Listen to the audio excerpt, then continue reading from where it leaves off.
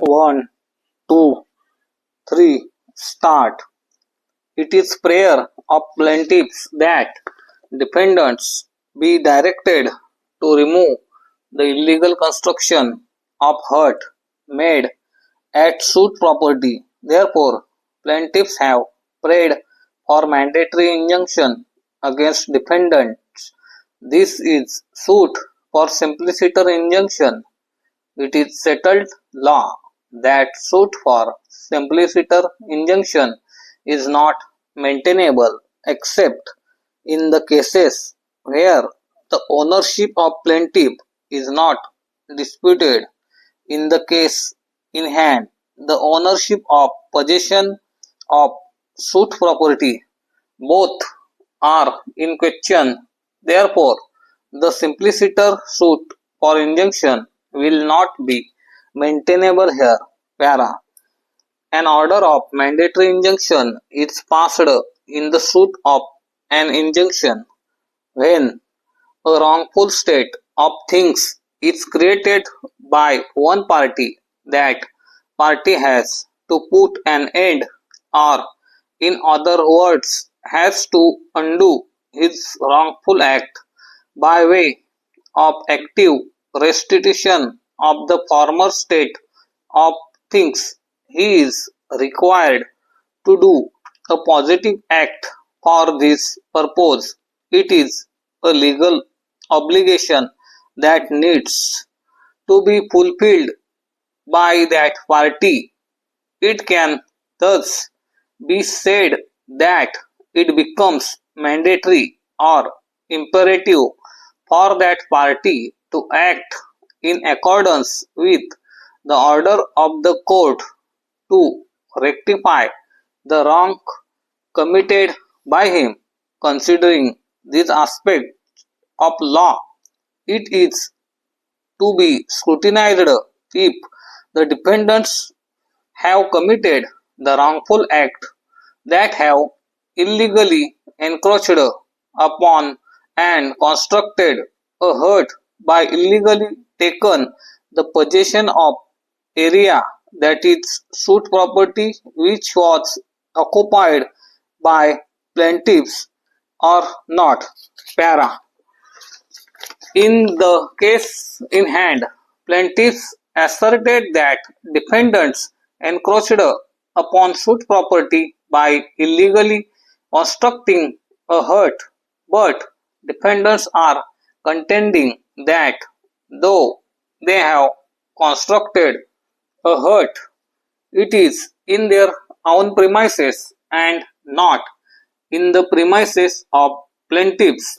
Therefore, the first controversial issue is whether the suit property that is lain, owned and possessed by the plaintiffs. Hence, plaintiffs are solely responsible for proving the existence of said fact. Act Wide Section 101 of Indian Evidence Act. Para. In order to prove the case, plaintiff has examined himself and contended that the suit property is owned by themselves. Defendants are residing at the eastern side of suit property. The suit property is owned and possessed by plaintiffs only, but defendants, by encroaching upon suit property, have illegally constructed a hut. In support to the contentions, plaintiffs have examined a witness, namely Dinesh.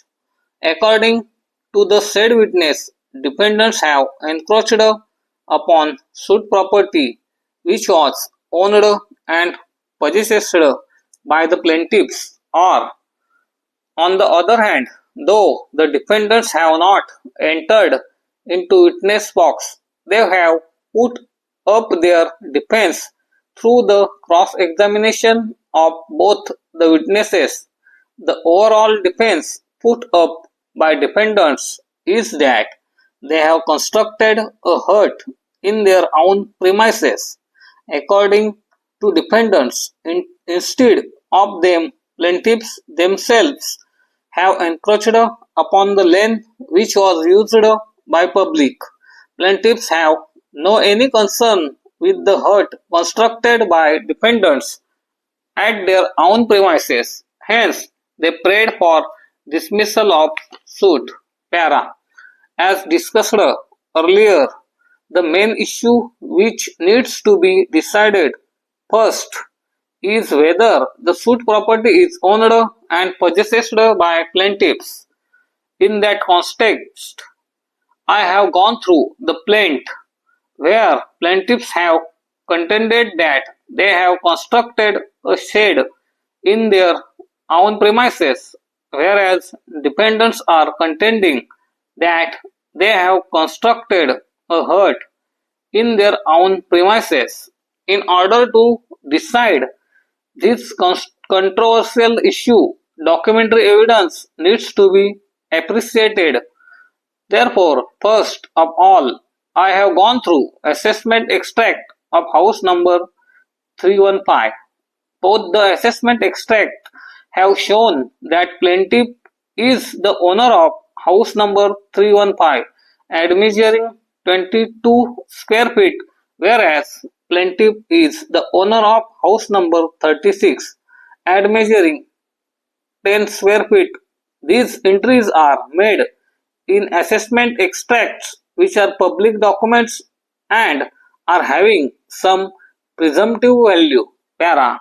After getting the measurement of both the houses, it is necessary to go through the sale deeds of both the plaintiffs. For that purpose, firstly, I have gone through sale deed dated 8/5/1972, which was taken place between Shankar and Rama. Para. As earlier discussed, it is already proved that plaintiffs are not the owner and possessor of the suit property. Therefore, in absence of ownership and possession, the encroachment of defendants at suit property is not proved. Consequently, the question of proving of illegal construction at the hands of defendants will not arise here.